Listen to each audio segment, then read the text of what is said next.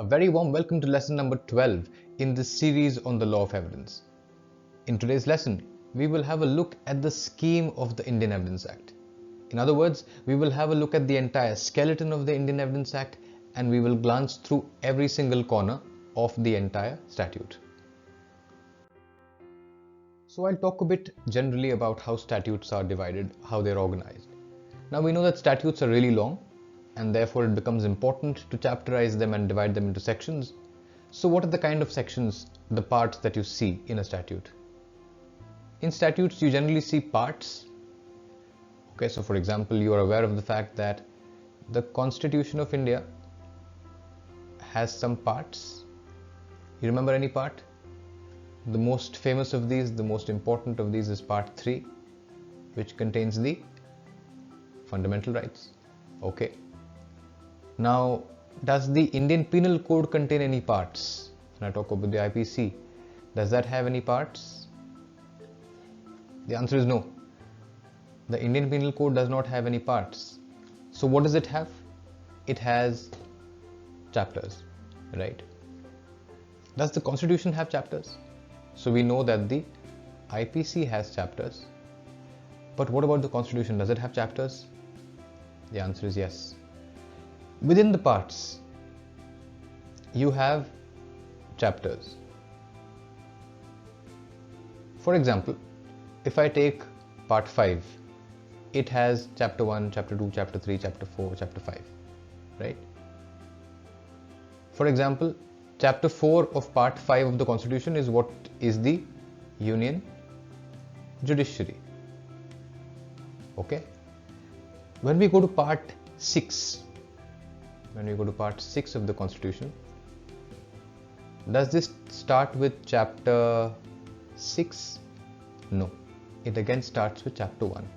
So the chapterization in the Constitution is such that when you go to a new part, you again start with chapter 1. Remember this. I will require you to remember this in a little while from now. Okay? So we know that some statutes are divided into parts, some are divided into chapters. And of course, finally you have either sections or articles. Sometimes you have even both, right? For example, the IPC is divided into sections and the Constitution is divided into articles. I said that some statutes have both. Give me an example of a statute that has both. Let me know in the comments below. My question is there a statute that contains both sections and articles? Let me know in the comment section. Now, let's have a look at the scheme of the Indian Evidence Act. Now, the Indian Evidence Act is divided into parts, right? So, unlike the IPC, it has parts. Part 1, Part 2, and Part 3. Part 1 deals with the relevancy of facts. Okay. Part 2 deals with on proof. Don't worry, we will talk about this. Part 3 deals with the production and effect of evidence. Okay. So in the Indian Evidence Act, we have part 1, our first part. It is divided into chapters. Yes, chapter 1, chapter 2. So the part 1 has 2 chapters. Fine. Now you remember, when we go to the part 2, when we talk about the Constitution of India, there it again begins with chapter 1, chapter 2, chapter 3 and so on. But this is not the case with the Indian Evidence Act, and that's why I want you to remember that. It is different from the Constitution in the sense that part 2 begins with now chapter 3. So here, until here you had chapter 2, now you begin with chapter 3. And then in the second part you have 4 chapters, chapters 3, 4, 5 and 6. Okay. Thereafter we have part 3.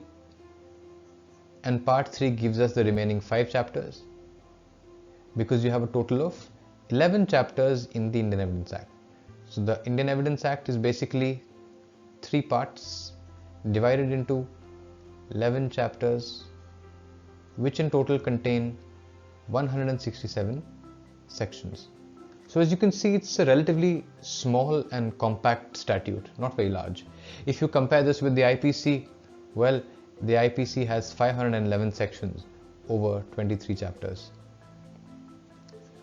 So the Indian Evidence Act is comparatively much smaller.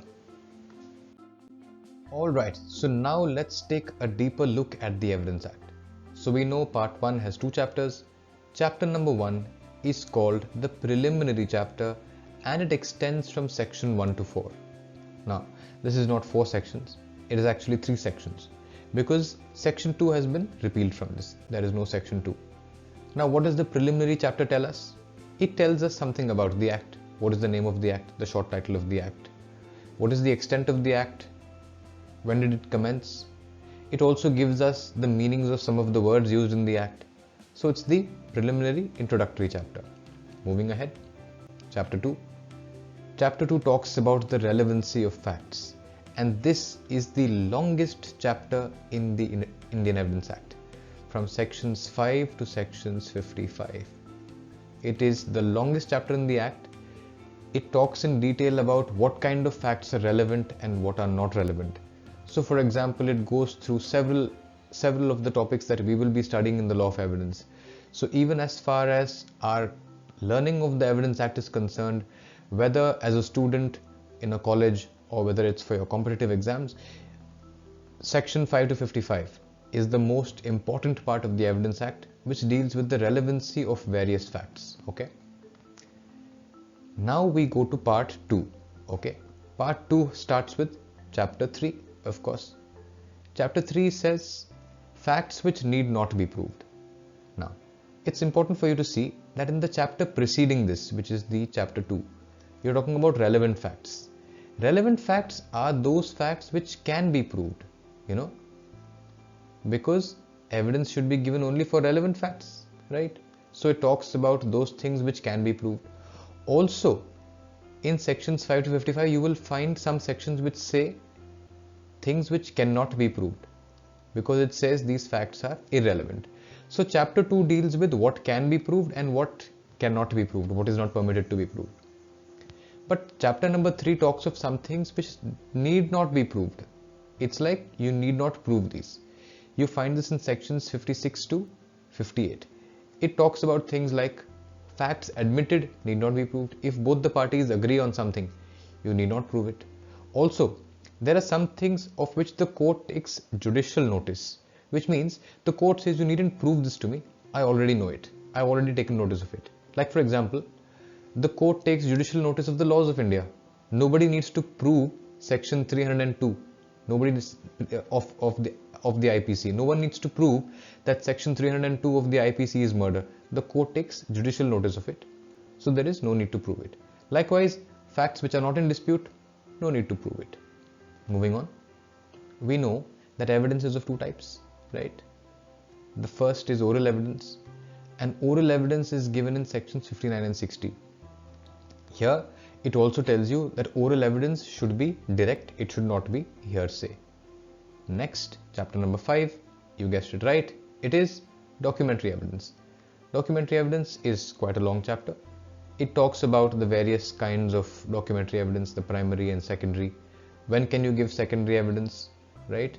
Also, within this chapter, you have the provisions relating to electronic evidence, 65B, 65A, 65B, right?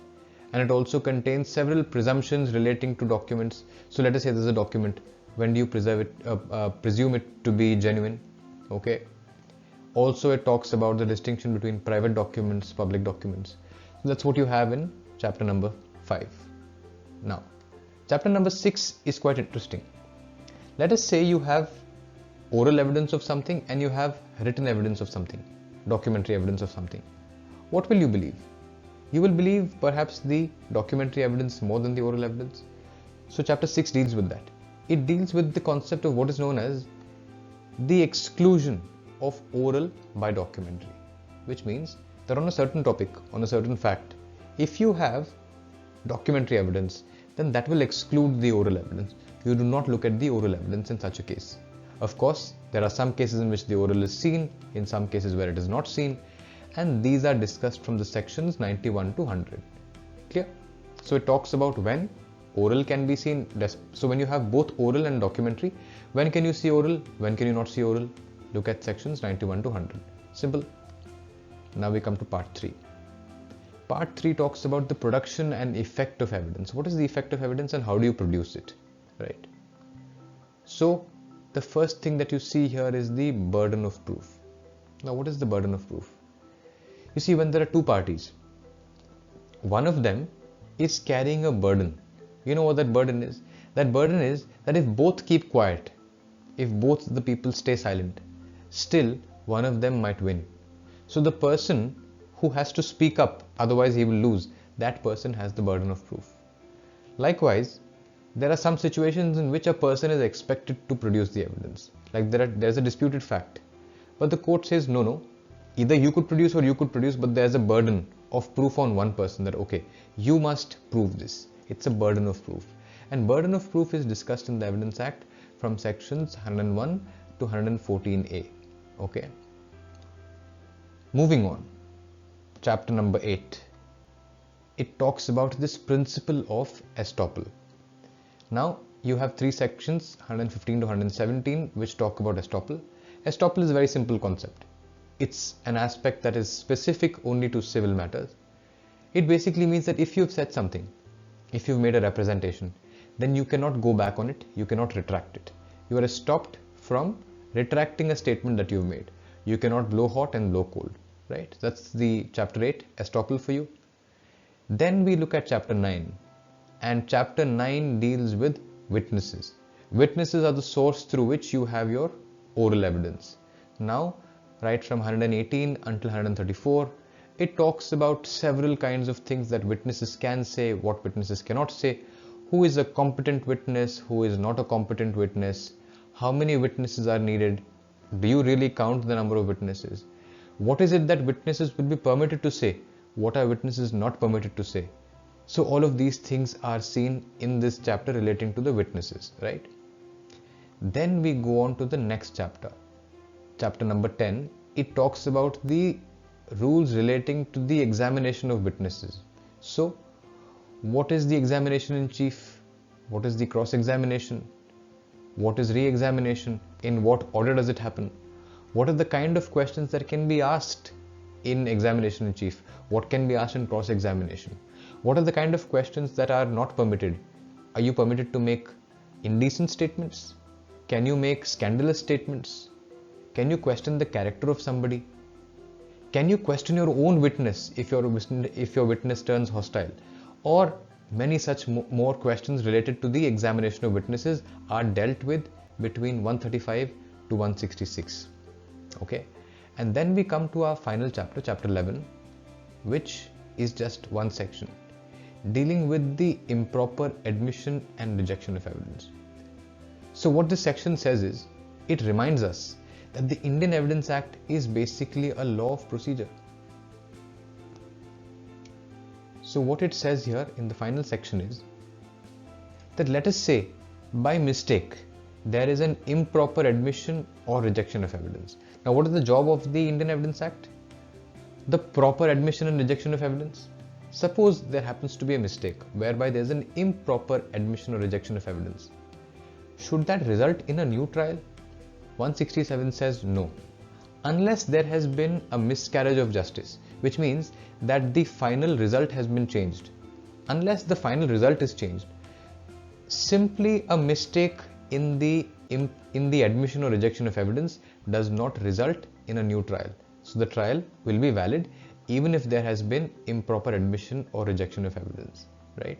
So basically 167 is the section that tells you that you have a lot of rules behind me, but in case there is no change in the final outcome, there is no need to start a new trial just because some of the rules have not been followed. So we just had a quick look at the entire Indian Evidence Act. As we can see, the Indian Evidence Act is divided into three parts, part 1, part 2 and part 3. Part 1 largely deals with relevancy of facts, right? Part 2 deals with the aspects of how oral and documentary evidence requires to be presented to the court. In part 3, we see some concepts such as the burden of proof, and then we also see provisions relating to the witnesses largely. So you get an idea of where to find what you need in the Indian Evidence Act. you can now navigate in the Indian Evidence Act based on your needs. Remember that the Evidence Act deals largely and almost entirely only with relevancy and admissibility of facts, right? It does not deal with the appreciation of facts. And like I said, the Evidence Act, as you can see, is not a very long statute. So it's very much possible for you to read the whole statute. Also, make sure that when you read the Evidence Act, you pay attention to the illustrations. The illustrations in the Evidence Act are extremely useful and critical to the understanding and learning of the Evidence Act, right?